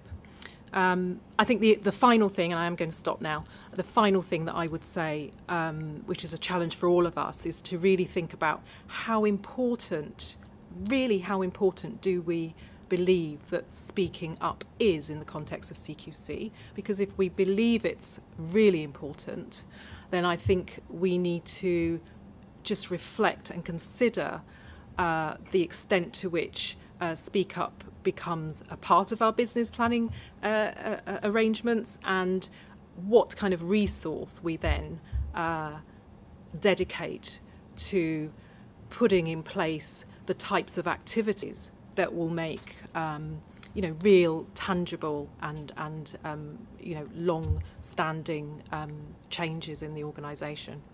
So I'm going to come up for breath now and stop there. Thank you. Well done. Thank you very much. Hello, I'm Stella Franklin. I'm an inspection manager in the Hospitals Directorate. And I was very pleased to be invited to come and share some of my thoughts and feedback on the Safeguarding Ambassador role. This was a role that I really became very interested in as soon as I heard about it, because I thought it provided a really good opportunity where we could work with our staff in a positive manner to help them to bring to our attention issues and matters that could be dealt with in a very positive and constructive way, hopefully with a good outcome for all concerned. And one of the reasons why I really wanted to do this role was because I'd reflected on my own experiences, both in my personal life and in a previous role just before I joined the Commission. And I recognised that I hadn't always spoken up. And in part that was because I was afraid that I would hurt somebody or upset them. And in part because there wasn't a mechanism to speak up. When I did speak up, I didn't feel that I was always heard. And as a consequence, there were occasions where I put up with behaviours that weren't really acceptable and have kind of been in my mind ever since. And in a way, they've made me more resilient, but also more determined to make sure that others have that opportunity to speak up and be heard. So what have I been doing with my team? I've been working in a way that I'm hoping has started to make them feel that speaking up is very valuable and has a real purpose, and a purpose to help people work in a way that is comfortable, serves their own personal values, but also serves the purpose of the organisation and reflects the cultures and values of that. So I've been doing some work with the team to think about what we want from one another, what sort of things help us do our job well, what behaviours we expect from one another, and to be solution-minded and considerate to everybody's thoughts and ideas. At this stage, my reflections are that I think we are slowly developing and improving the culture. I think there is much more awareness within the teams, and there's clearly, though, extra work that needs to be done. I think this is really important, and thinking about this in the context of the Hospitals Directorate, we go and inspect our hospitals and we consider in well-led, speaking up, and how good that service is at managing that aspect. And I think if we're thinking about what we're looking for in a trust, we should be looking for similar within our own organisation. And we need to be confident that our expectations of the trust are mirrored within CQC. I also think that we need to ensure that when people do speak up, the processes that are followed are considered fully and acted upon in a fair, appropriate and timely way. And I think that's an area that still needs work. Something that I've been very conscious of when I've been listening to my own colleagues. Okay, thank you. Hello everyone, my name's Phil Wales and I'm Academy Senior Learning Advisor. We were asked to think about a number of things that Mary said there in terms of our route into becoming a Speak Up ambassador. So if I just give you a very brief insight into kind of my journey, I guess the kind of roots of it will lay in what is and was our Dignity at Work scheme and advisors that we had in place. So going back a number of years ago now, I had a couple of opportunities to kind of speak to a couple of Dignity at Work advisors when we weren't in the place that we are now as an organisation, and we've heard some comments from colleagues about that kind of journey of cultural change is ongoing. I don't think we ever get to a point of kind of stasis because nothing ever stands still. But certainly we were in a different place than we are now as an organisation, and it was a very positive and beneficial experience that I had personally, just having that sense of feeling empowered to, the words speak up weren't used, but to enable something to happen which was of benefit to me and one hopes benefit to the kind of wider organisation, kind of indirectly result of that. From there it was simply a question of, well, actually, do you want to be part of the change you want to see in the world around you? Was the kind of question that I had to kind of answer for myself. And so it seemed a very logical thing then to become a Dignity at Work advisor, which I've been for several years now, and being in the academy, being in quite the privileged position of helping to facilitate the training that we had for Dignity at Work advisors, and then move from there into the world of Speak Up. And for me, there seemed to be a complete kind of logicality in terms of actually let's not just kind of define what we mean about helping people to have a voice in relation to bullying and harassment. Clearly important and vital those are, but there will be any one of a number of things that potentially could happen in an organisation of this size, scale and complexity where things could go wrong, and we need to make sure that we are having as safe environment as possible for people to have that opportunity, that voice to speak up. What influence am I having? Well, I guess that's a really difficult question to answer. I hope that it's about kind of modelling that culture of kind of openness that you want to see within your immediate colleagues, making that opportunity to just kind of say hello. So I was just kind of smiling as Sandra said about, well, you know, maybe we should say hello to our colleagues. How many of us start an email with good morning or good afternoon or hi, it's nice to kind of, you know, send an email to you again and so forth.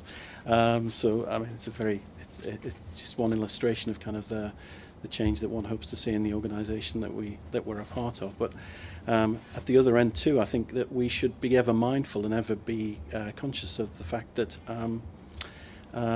we stay good by being good and working at being good and working at being better. So I think the kind of Speak Up Ambassador role and Guardian is there to be the kind of pinpricks of light around the organisation to help us not forget that we kind of don't just get to being good by accident, that it's something that we have to work at and maintain, and we have to provide opportunities for people to say when things are not as good as they should be.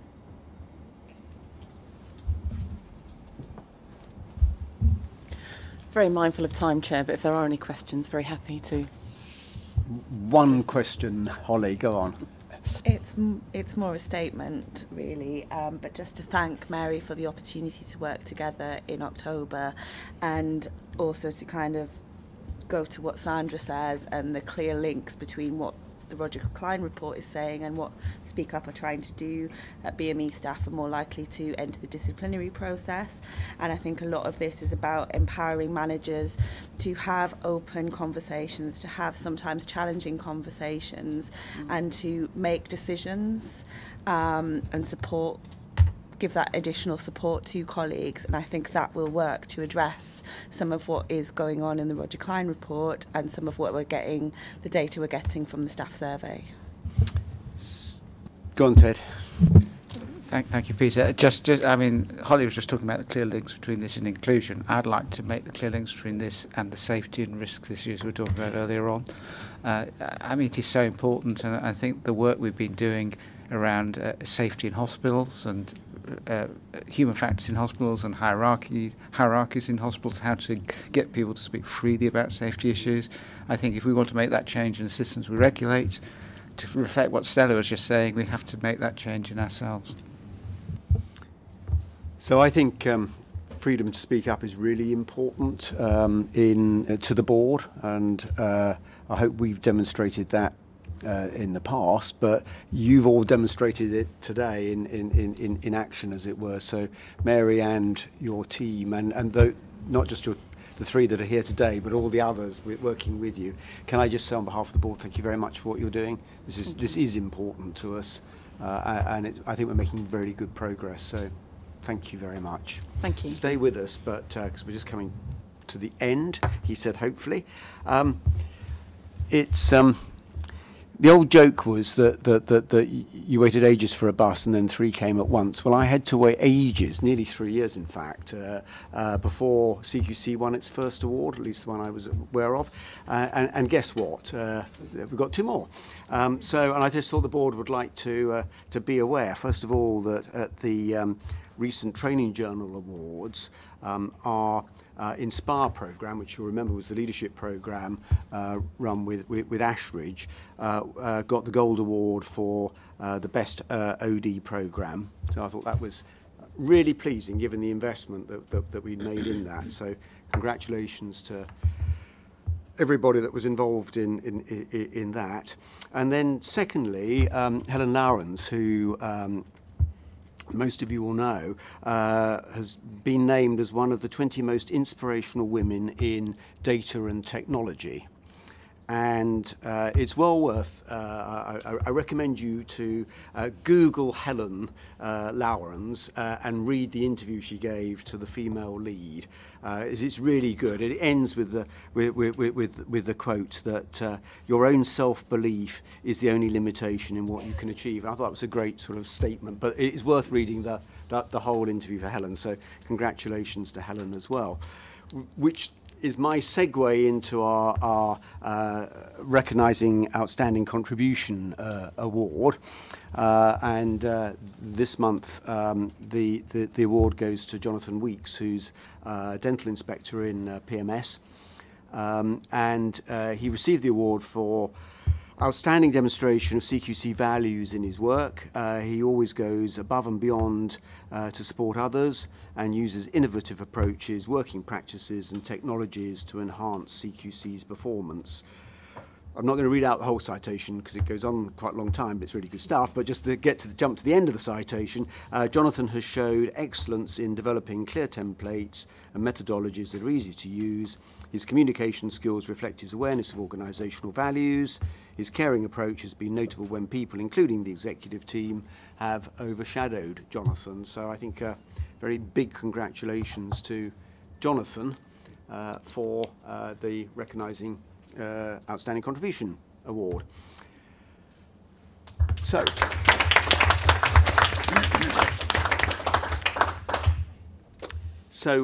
can I just ask the board if there is any other business? So I'm now going to slightly disappoint members of the public because we really have run out of time. But I was notified of two questions in advance. Robin, you asked a question: when a coroner delivers a narrative verdict that is critical of a hospital, care home, or GP surgery, how does CQC respond? And we will get you a written response to that. And David, you wanted to raise something, I think, in regard to the item we were discussing earlier. I know you were in correspondence with or communication with Chris Day and the team. So can I ask if you can carry on with that? But you have first pick at the next board meeting if you want to ask a question in public. Sorry not to be able to do it today. That is the end of the board meeting, or at least the public board meeting. The board have some other business this afternoon after lunch, but thank you all very much indeed, and a happy Christmas to you all.